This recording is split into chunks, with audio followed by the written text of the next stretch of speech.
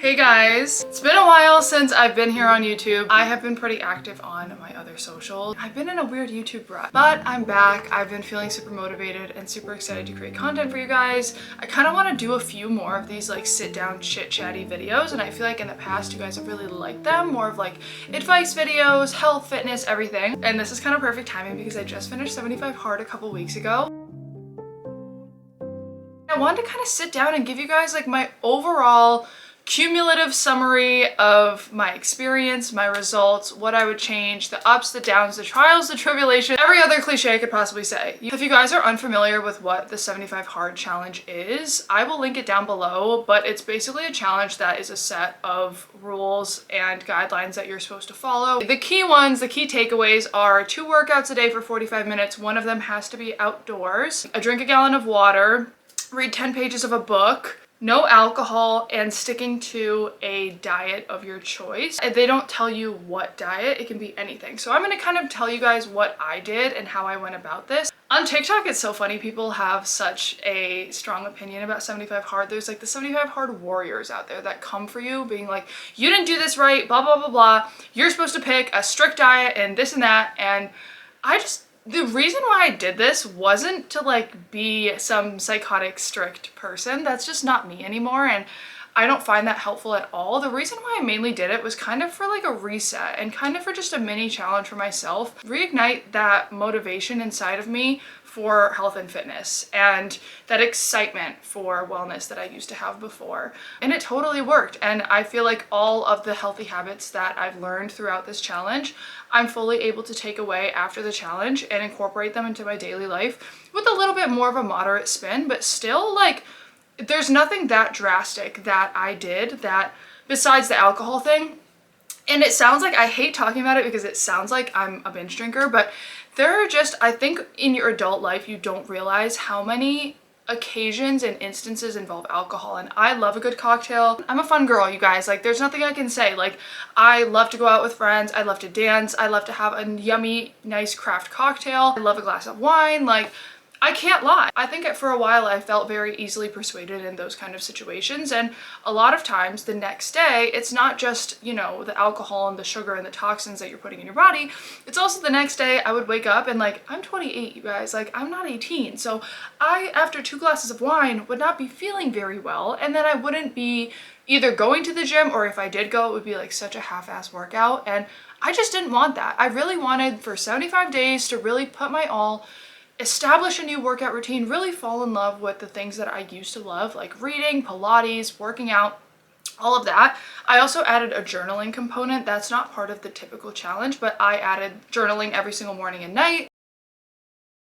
So why I started, like I said, I really wanted a reset. I had just moved a year ago from LA to Massachusetts, back to my hometown. I felt like so much of my activities between, I think right before we got engaged until basically after we moved, involved going out and drinking and doing things with friends. And I had really poured so much of myself, no regrets. I fully lived my life, and I think that I genuinely poured so much into my social relationships with people that I've built such amazing, wonderful memories with amazing, wonderful friends. And I think that that was a wonderful era of my life. And it's not to say that I'm not going to have those times throughout the next few years or throughout, you know, my life moving forward. But I think there was a really big time where that was the priority for me. My work and my social engagements were a big priority for me. As far as changes I had to make, the funny thing is I didn't have to change all that much, and that's why this challenge worked so well for me and why I don't recommend it for everybody, because I was already a pretty active person. I already drank 3 to 4 Stanleys a day. I already enjoyed journaling and reading. I just wasn't really that consistent with it. The biggest thing for me was genuinely the social aspect and the alcohol, and kind of limiting that because I was so focused on other things. And I think in a way it really opened me up to a lot of different, more wholesome and different kind of activities, like playing pickleball with one of my girlfriends, or going on hikes, or going on long walks, or exploring new coffee shops and things like that that I love to do and are still so very much part of my personality and things that I've always loved to do. I just kind of, I think as you get older, and at least for me, those things weren't top of my priority list, but I actually had more free time because I wasn't going out as much, and it genuinely gave me that time to explore things like that that I really, really enjoy.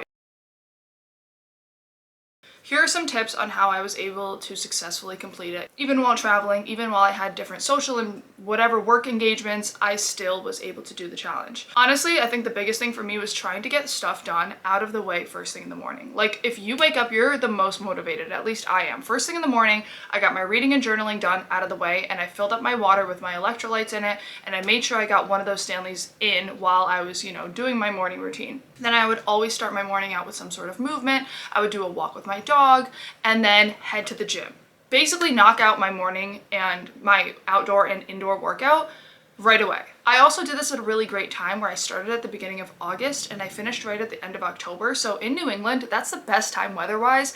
I can't lie, if I was doing it right now where it gets dark at 4:30 and it's like 40 degrees outside, I'd be screwed. I genuinely think I chose the best time to do it, although it did land on my birthday. I had to celebrate my birthday, a good close friend's wedding, our 10-year high school reunion, the hometown fair that I haven't been to in forever where everybody just wants to have a pumpkin beer, and all these fair foods. There's no perfect time to do a challenge like this, but I think all things considered, it was the best time for me to do it. I also used a daily habit tracker, so I downloaded this app. It's called Habit, not sponsored, I paid for it myself.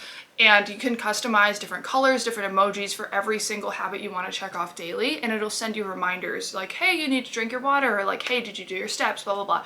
So that was something I used. I also used my Oura Ring.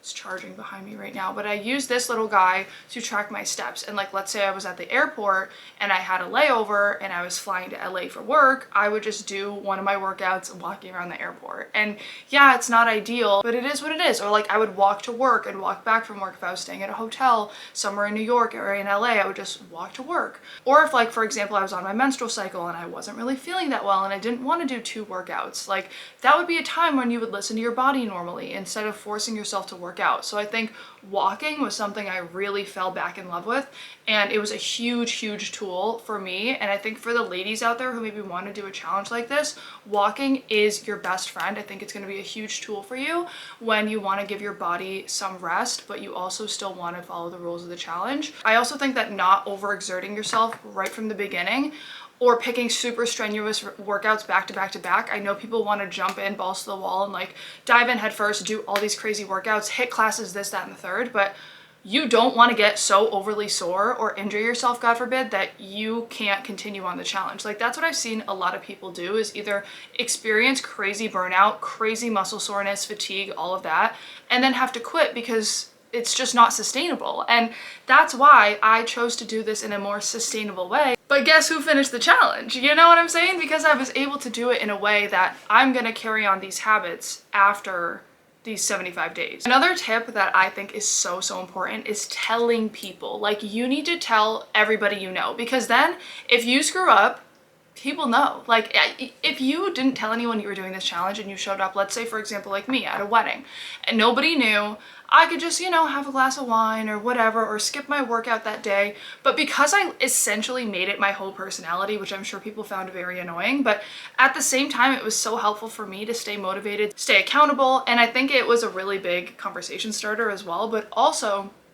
people are watching, people know you're doing something. I always think like, yes, it's great to move in silence for certain things, but it's also really good to share your goals with people around you, because then they keep you accountable. If you're like, yeah, I really want to enter my fitness era and really be on my health grind, and then you're out there drinking every day and eating McDonald's 45 times a week, people are gonna be like, your friends and family are gonna be like, girl, I thought you said you were gonna be healthy right now. So that I found super helpful to have people around, first of all, supportive people, but even people who didn't quite understand it or were like, oh, you're crazy, like they still were like, damn, like pop off, and they were like kind of rooting for you. And lastly, I think that picking a diet that you think you can stick to is super key. I picked high protein, moderate calorie deficit. So for me, that was something that was super easy for me to stick to because it's the way that I personally like to eat. I tried to incorporate the most nutrient dense foods, but it also gave me some room for fun foods. Some people would argue that that's not part of the challenge, but for me, that's the diet I chose. So who's to say that I stuck to it, and I lost 10 pounds. So period. I think that 10 pounds in 2.5 months is right around 1 pound a week, which is pretty healthy. And I did not find myself restricted at all. In fact, I actually feel like I ate more than I ever have because I was working out so much and I knew that. And I knew I had to fuel my body, otherwise I wouldn't have energy the next day or that day to work out. So I was really taking into account my nutrition, and it really made me feel athletic for the first time in my life, which I have never played sports. I'm not trying to say stuff about that myself like that, but I've never really considered myself to be very athletic, and this really made me feel like I was supporting my body and I was providing myself with the nutrients that I needed. So on that happy note, let's talk about some of the positive sides of 75 Hard. I really feel like my relationship with alcohol was one of the biggest things that took a turn for the better. It's something that I find is hard to balance because you put in place these rules in your head going into a certain situation, but the problem is once you ingest this substance, you're impaired. So your willpower is compromised. Like, that's the problem. So that to me, I think was something that moving out of the challenge was a big focus for me. And I think it's more about picking and choosing the times where I want to let loose, I want to have fun, I want to dance on tables with my friends, and then picking and choosing the times where I'm just going to have a Diet Coke or a water or a Poppi and call it a day. And I don't need to make every occasion a drinking occasion. Just because there's wine on the menu at dinner doesn't mean I need to have it. And if I have maybe an important shoot or if I have an early morning workout, I'm just gonna choose not to drink. And this might seem like common sense for people, but I think it's something that in American culture and for a lot of people is challenging. And I am not embarrassed to say it. Like, I'm a little embarrassed, but it really has helped me tremendously. I've also kind of tracked and planned out the days that I'm going to be going out throughout the month when I have, like, of course there's spur of the moment things that come up, but for the most part I have more like planned occasions now, and so I can drink with more intention and to celebrate and socially versus just for shits, if that makes sense. Not feeling bloated. This one was huge. This one was probably like the biggest thing that happened to me. Besides, I think of course I lost weight, I put on muscle, I lost inflammation, but like the inflammation part, the bloating, my face, my arms, my everything, like this was major for me. Like, I would wake up having a 7-course dinner and dessert, and I would wake up with a flat stomach. Like, I genuinely did not feel bloated. My digestion was on point. Like, I just felt so good. And I feel like even if I have 2 drinks, the next day I wake up, I look pregnant. My face is humongous. Like, I just felt gross all the time. And you think, oh, 2 drinks here and there, or like I skipped my workout, this and that. It would just impact my sleep, which would impact my digestion, which would impact my bloating and my hormones, and then I would overeat, and then the next day I'd be bloated and just be this horrible cycle. So that was definitely something I really enjoyed. I also feel like my no actually carries weight. Like, the word no. I used to feel like the pushover friend, or, you know, I am the fun friend. I have to say, I'm the fun friend. I'm always down for a good time. I know that I love to have fun with my friends, and they know that too. And so I was always that girl that was like, oh yeah, sure, like, let's do it, blah, blah, blah. I also have a very flexible schedule. And so sometimes I would just be that fun friend, and I think that people pleasing and being that fun friend all the time ends up hurting you in the long run. And that is such a thing that I have really realized, is that willpower is sexy, saying the word no is sexy. It's something that I really pride myself on, that now when I actually say no, like, no means no. Like, I'm good. I'm good. Next time, maybe, but not today. I also, like I mentioned, have a much better relationship with food. Shockingly, after a challenge like this, you'd think like, oh, you'd be obsessed with food.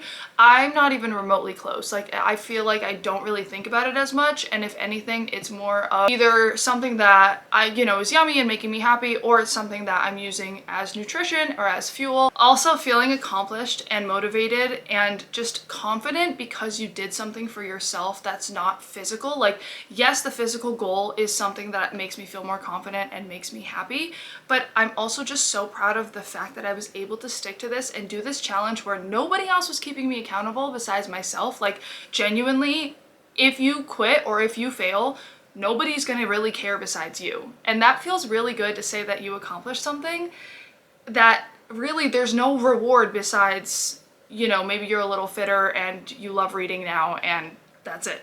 There's nobody's gonna give you $1 million. So on the note of reading, I've also recently fallen more in love with reading again. Like, I used to love to read when I was younger, and I kind of fell out of it. Now I feel like all we're doing is scrolling. And it was a really great way to kind of set up my morning for success, read something that was good for me. I watch a lot of trash TV, so it was really nice to read something informative and helpful. And it really made me love reading and realize that reading's not some daunting thing, and I don't need to read 1 million chapters a day. Like, 10 pages is still great. Now the downsides, the not so sexy sides, the not so fun sides. Number one thing I would say is socially. Although I did find a lot of new, exciting, fun hobbies and things that I love to do, trying out new coffee shops, going on hikes, playing pickleball with my friend, like doing different things that are kind of more like activities, even just building a puzzle or having a wholesome Saturday night. I did find that when I did push myself and go to those social outings, I didn't really have as much fun. Or I did, but there was a time cap on it. Like I would be having fun for the first, I would say 2 hours, 1 to 2 hours. And then once it hit like 9 o'clock, I was outie. Like I was like, I'm tired. I'm over it. Like now everybody's getting to that point where they're kind of like, woo. And I'm like, okay, no. Sober Sally gotta go. There were certain events where I wish that if it weren't for the challenge, I would have just liked to practice moderation and maybe, you know, toast to the bride and groom with champagne and have a glass of wine. And I feel like that would have still been appropriate and still conducive to my goals while not making me feel restricted in a way. So I do think that that's something that in the long run, like that would not be sustainable to me. And again, like I don't think there's anything wrong with enjoying a cocktail with friends or drinking to celebrate. I don't think like getting absolutely sloshed is a good thing to be doing, but again, in moderation, like trying to work on it is something that I personally find important. Also, at times it was really tiring. Like there were times where I would get off a plane and have to go work out, or I'm scared to get sick because I'm traveling and I don't want to overexert my body and I still have to get in my second workout. So again, these are the times where I would really lean on walking or stretching or yoga or kind of like lightweight movement that I could still do that were moving my body, but I didn't feel like I was overexerting myself, because I think that's really important. You want to push yourself, yes, it's a challenge, but you don't want to push yourself to a point of injury or illness or just mentally being so drained that it's not going to be worth it in the long run. I didn't want to get to a point where I hated working out, where I was so sick of reading or blah, blah, blah. And I think I did this in the right way to where none of that happened, and it re-motivated me. And once I finished the challenge, I gave myself like a week off to kind of chill. And now I'm right back into like, okay, I really want to, you know, keep going. I felt so good during the challenge. Let's talk results. What happened? What did we change? What went down? I feel like I got my glow back. I feel like I got my confidence back. I feel like my pants fit me, and that's really dope. I lost 10 pounds. But more importantly, I gained back that spark that I felt I was missing. I felt like when I imagined myself in the woman that I am in my own mind, the physical didn't always match up to how I felt on the inside. And I really feel like so good about myself. And it's not that I didn't think I was beautiful before, and it has nothing to do honestly with the physical body. It's more so about how I felt and how I knew I was treating my body on a regular basis. And that just was not in alignment with who I picture myself as and who I know that I truly am. So I just feel so aligned with my highest self right now. I feel so like I'm really becoming my best self. As far as my takeaways from the challenge, I feel like I've kind of touched on this throughout the entire challenge, that I really wanted to do this and accomplish this in a way where I didn't sacrifice my mental or physical health, and this was something that was going to benefit me long term and set me up for success. I used this as like a reset and kind of a little challenge in order to move forward in the long run, being my best self and really feeling like this was that little boost, that little push, kick in the ass that I needed, that really gave me that oomph and that motivation and that spark back. And that's exactly what it did. So moving forward, I mean, I'm gonna have the occasional cocktail with friends, but I'm gonna be really mindful about it. I'm gonna plan it out. I'm gonna be intentional about it. And then I'm also going to continue on my workouts. I'm gonna keep on my 10,000 steps a day. I'm gonna do a few days of weightlifting, a few days of Pilates. I'm gonna keep on that, keep on my 8 hours of sleep. The gallon of water thing, I drink a lot of water throughout the day. I'm just not gonna be meticulous about tracking it. As far as the diet component goes, I'm kind of actually leaning towards focusing less on that at all. Like really just being mindful with my hunger and fullness, really just being mindful about nutrients and ingredients, but also just still allowing myself fun foods. Making sure I'm getting enough protein is really important, and that's like one of the biggest things I focused on in this challenge. And I think one of the reasons why I saw results was because I was actually like fueling myself in order to put on that muscle. But nothing crazy. Like again, I don't want to go absolutely bonkers. And as far as reading and journaling, I've kept that in my daily routine. I'm really excited to pick up new books. I'm excited to read things that are also also not just self-help, which I think this has really like thrown me into that realm. I just feel really good, honestly. Like, it's really nice to feel good. It was definitely the motivation I needed.